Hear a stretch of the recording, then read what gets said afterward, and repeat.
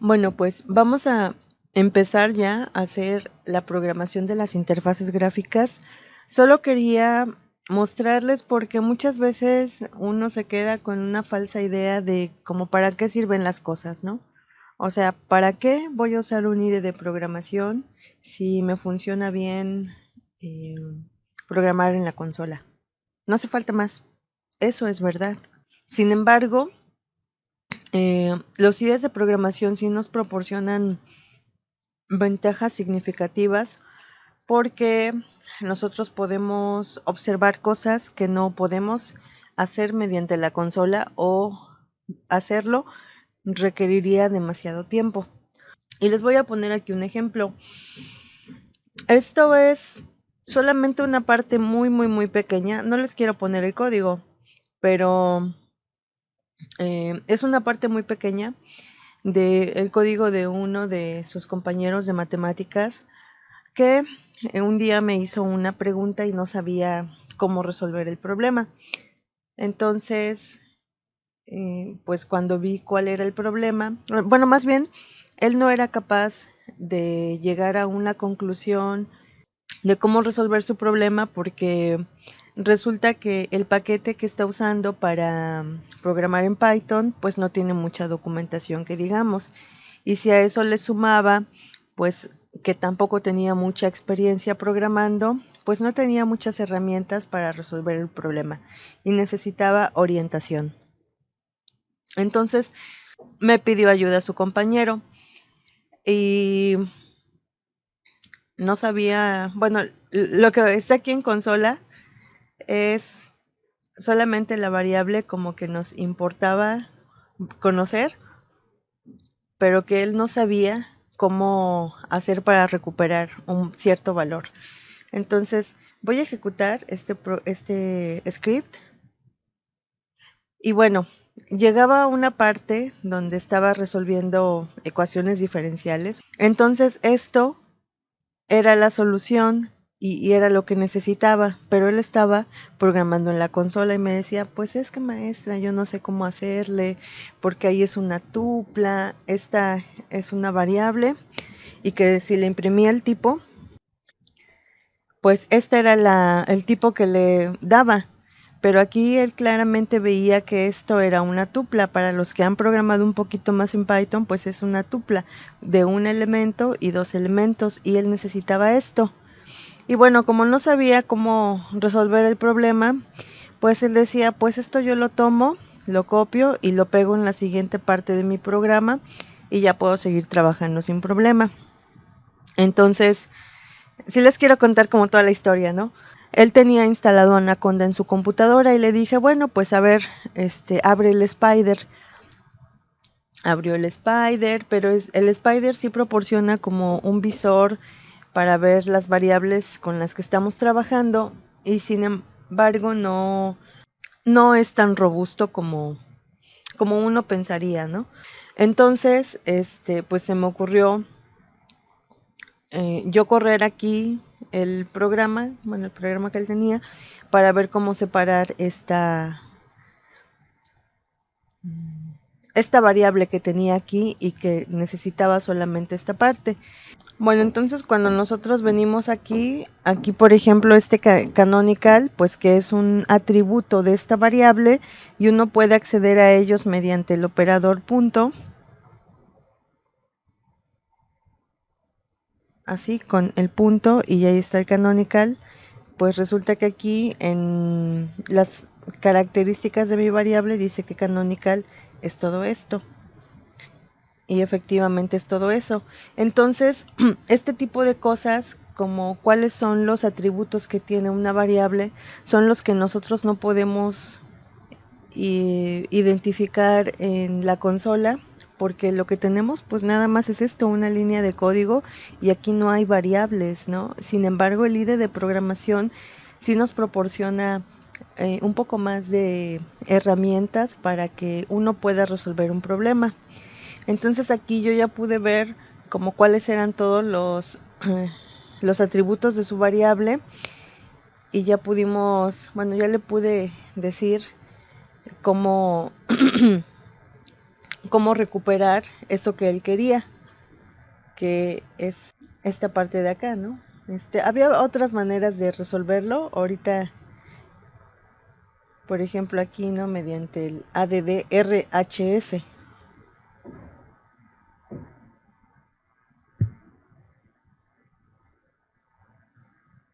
Ahí está. Esto era lo que él necesitaba para su siguiente paso de su algoritmo que estaba haciendo.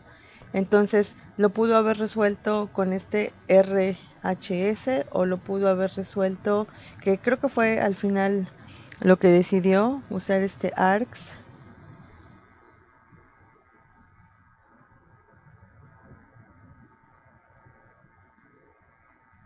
de 1. Eso fue lo que al final usó para poder recuperar eso que él necesitaba. Entonces, cuando uno tiene un IDE, este IDE nos da ciertas ventajas y nos ahorra mucho tiempo, porque pues podemos ver cómo están compuestos los objetos en Python, ¿no? Entonces, una justificación, digamos, de por qué vamos a usar si es propietario, si bla bla bla, los peros que ustedes le encuentren, pues una cosa bonita es que esto pues nos ahorra demasiado tiempo.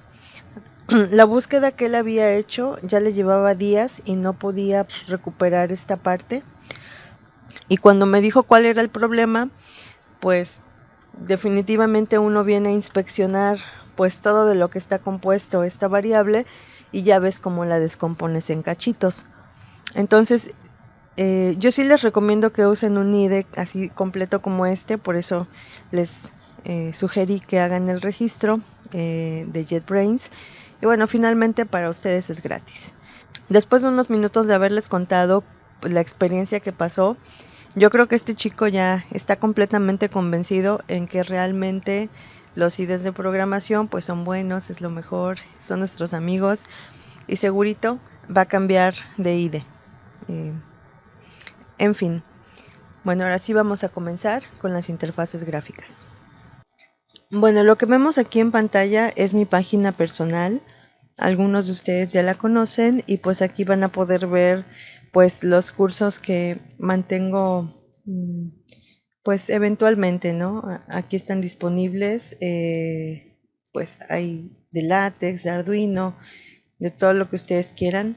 De hecho, pues estos ya pronto los voy a subir también al canal para que pues no es lo mismo tener el material escrito a escuchar la explicación, que siempre es más enriquecedora, créanme. Entonces, nosotros vamos a trabajar en esto que se llama PyQt5 y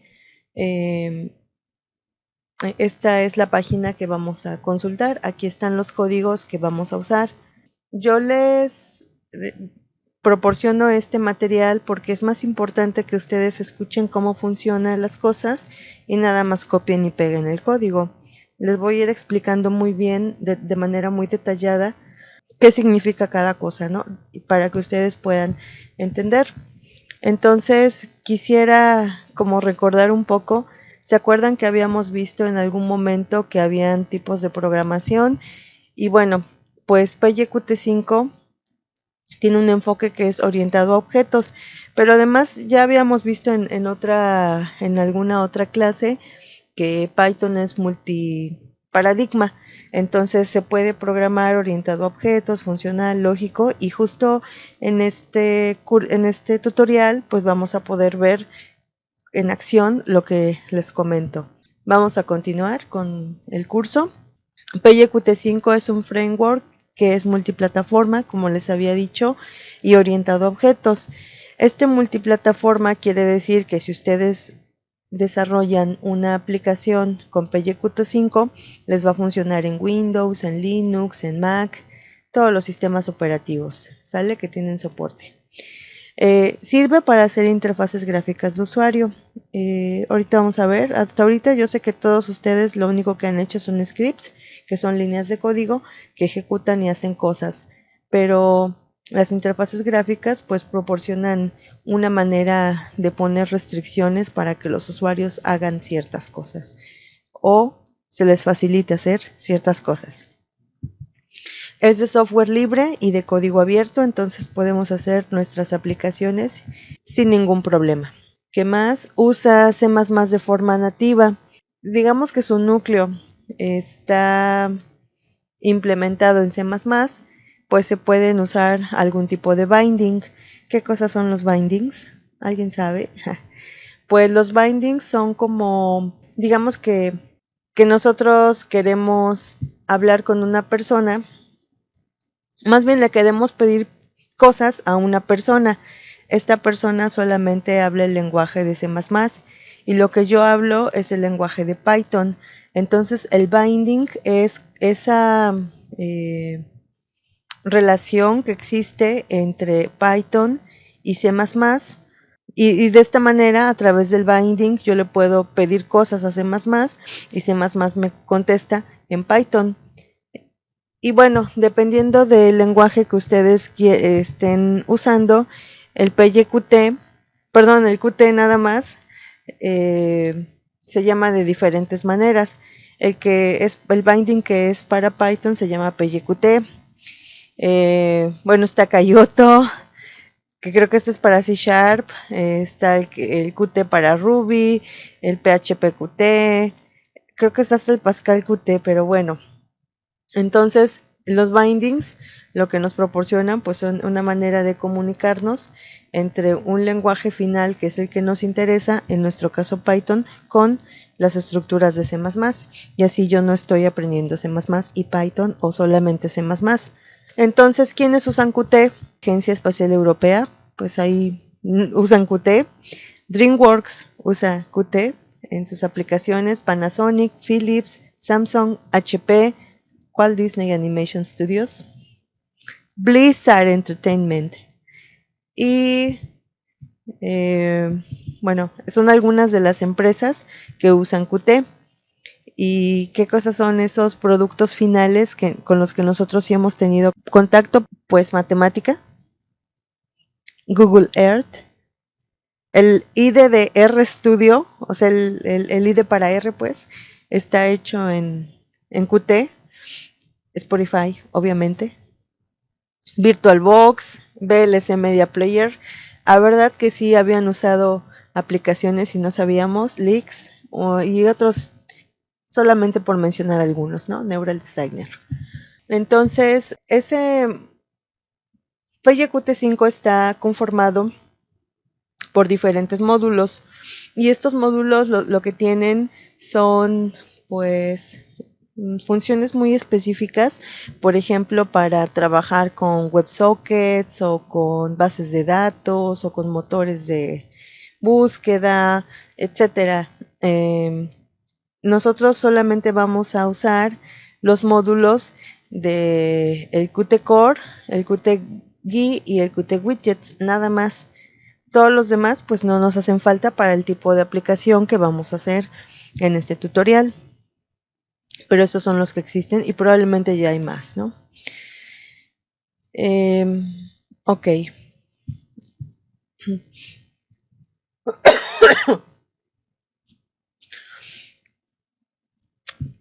Resulta que hay una clase que es como la base de todo, donde está funcionando nuestra interfaz gráfica de Qt, de PyQt.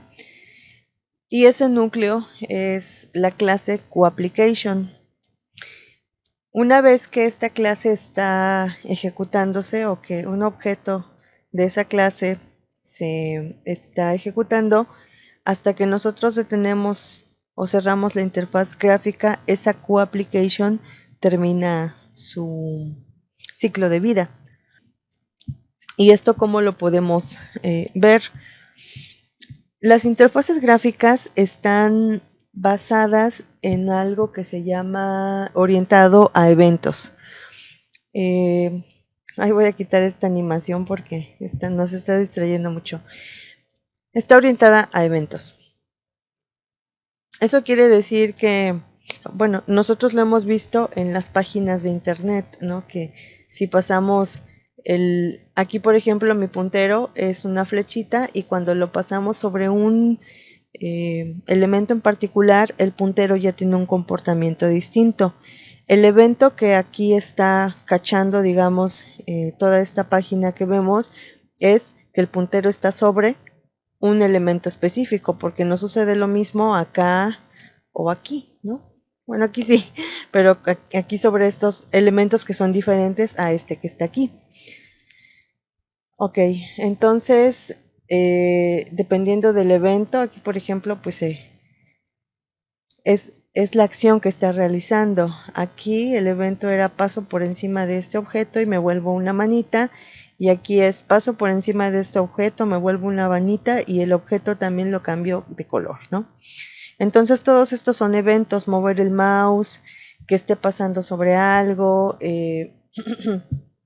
Yo les ponía un ejemplo. Cuando nosotros despertamos, somos el co-application porque somos conscientes de todo lo que está pasando a nuestro alrededor. Si hay algún sonido, lo escuchamos con los oídos, ¿no? Si hay luz, está oscuro, etcétera, pues podemos identificar la claridad de nuestro ambiente mediante los ojos. Si por ejemplo pues nos pegamos con la esquina del mueble en el dedo gordo del pie o el dedo chiquito del pie, pues también somos capaces de percibirlos mediante el sentido del tacto. Entonces, cuando nosotros nos despertamos, es como si fuera el co-application de nuestra interfaz, y esta co-application está con todos los sentidos que tiene. En este caso, pues está pendiente de lo que sucede con el teclado, lo que sucede con el mouse y lo que sucede también dentro de los elementos que conforman la interfaz gráfica. Entonces, el co-application, cuando es ejecutado o puesto en marcha, es el equivalente en nosotros a despertar. Está a la espera de ver qué sucede y entonces realiza una acción. Entonces, todas estas acciones se van formando en una cola de procesos. Por ejemplo, se movió el mouse, pero al mismo tiempo el teclado tiene unas teclas presionadas y se van ahí formando. Entonces, cuando el co-application se ejecuta, está este ciclo de eventos y este es el que agarra y viene y toma elementos de la cola de procesos y verifica, pues este proceso que está aquí en la cola fue disparado por el mouse y entonces se lo pasa al manejador de eventos del mouse. Y cuando viene con el siguiente evento de la cola, dice, pues esto fue una tecla del teclado. Y el event loop pasa ese evento a que el manejador de eventos del teclado se haga cargo. Entonces el co-application tiene este ciclo que está escuchando todo lo que sucede en nuestra computadora y lo pasa al manejador correspondiente para que este manejador realice una acción. Ok, entonces el programa más mínimo y simple que nosotros podemos hacer con una aplicación es este.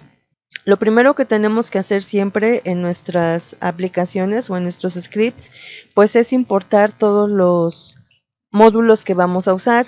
Yo les mencionaba hace un momento que solamente vamos a usar 3 módulos que están relacionados con PyQt5. En este caso, en los widgets es donde está esta clase QApplication, que es como la de despertar nuestra interfaz que estamos realizando.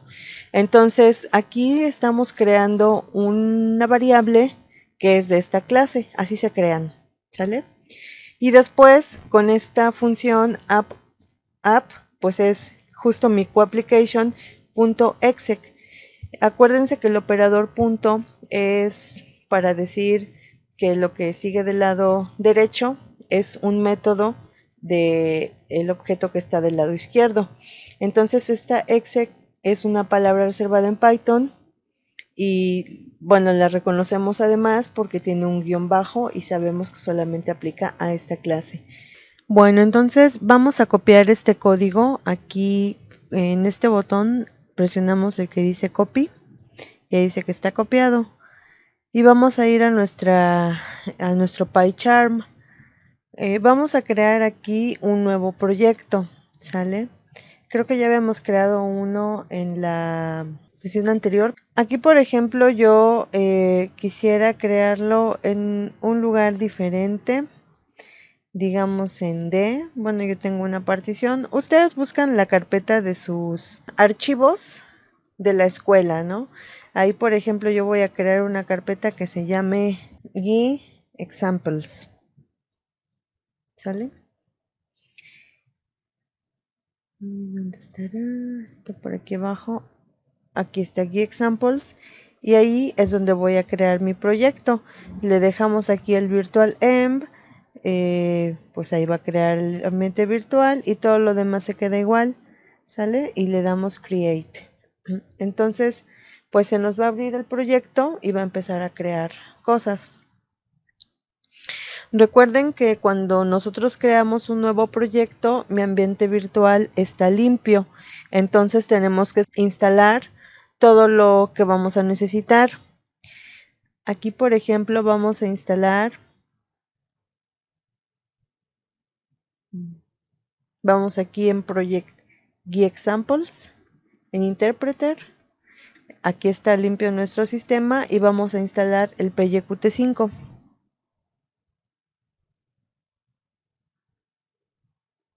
Ok, y ahí está. Eso es lo que vamos a instalar. Hay algunas otras cosas, pero nosotros vamos a instalar el que dice PyQt5 nada más. Aquí podemos especificar alguna versión que queramos en particular del PyQt5. Vamos a dejar la 5.15 y vamos a darle aquí en Install Package. Y le damos OK y aquí esperamos a que acabe de instalarse el PyQt5. Mientras se instala, aquí sobre la carpeta de GUI Examples o de como se llama su carpeta que crearon, dan un clic derecho. Tarda un poquito en abrir este menú, no desesperen. Vamos a New, Python File y aquí le vamos a poner Main. ¿Sale? Entonces creamos el main.py. Aquí vamos a ir creando todos nuestros archivos de prueba y ya al final, pues cuando les muestre cómo vamos a programar el atractor de Lorentz, pues ya vamos a crear un proyecto exclusivamente para el atractor. Ok, creo que ya acabó de instalar. Pegamos lo que habíamos copiado del otro. Bueno, aquí acuérdense que estos gusanitos pues me están marcando como ciertos errores, pero mientras esté la palomita, estos errores son más como del texto, ¿no? Que de otra cosa. En realidad, solo es porque no están en inglés esas palabras. Pero ustedes ya lo saben, ¿no? Aquí le falta una línea al final, según el pepocho, ¿verdad? Ok, entonces este es mi programa que copiamos. Y acuérdense que le damos sobre la pestaña que está aquí, que dice main.py, clic derecho y run. Y se está ejecutando. ¿Cómo sabemos que se está ejecutando? Porque aquí, de este lado, de este lado o aquí en la parte superior, podemos ver los botones que están habilitados. Si yo le doy stop, voy a darle stop aquí para que vean lo que sucede en la consola. Stop. Y dice, el proceso ya acabó. Con el código mío. Okay. Y si vemos otra vez, pues en esta parte superior, el stop no está habilitado, sino hasta que le damos play, bueno, hasta que ejecutamos nuestro script, se habilita y quiere decir que ahí está nuestro QApplication ejecutándose. Entonces, ese QApplication es un proceso que está ocurriendo dentro de la computadora. Es el proceso que está escuchando, que está viendo que yo muevo el mouse, que por aquí andamos tecleando cosas, a lo mejor está pendiente también del reloj de la computadora, de todo lo que sucede está al pendiente, pero solamente aquí lo que le decimos a nuestro script es ponte a escuchar, nada más. Después lo que le vamos a decir a nuestra aplicación es ponte a escuchar y si alguien pucha este botón, haz esto. ¿Sale? Entonces en ese sentido es que es orientado a eventos. Entonces, ¿por qué era importante que usáramos este IDE de programación? Pues imagínense que ejecutan este archivo en la consola. Pues no hubieran visto nada. Aquí por lo menos estamos viendo que el proceso está, ahí dice que está el proceso pues. Este iconito también cambia, ¿no? Y hasta que le damos stop, ya todo vuelve a la normalidad. Aquí ya no dice que está como ocupado, ¿no? Entonces, sí es, digamos que estos procesos son invisibles si nosotros trabajamos solamente con la consola en Python. Bueno, pues hasta aquí vamos a dejar este video para que no sean muy largos y para que no me pase lo de la vez pasada que tengo que cortarlo para subirlo.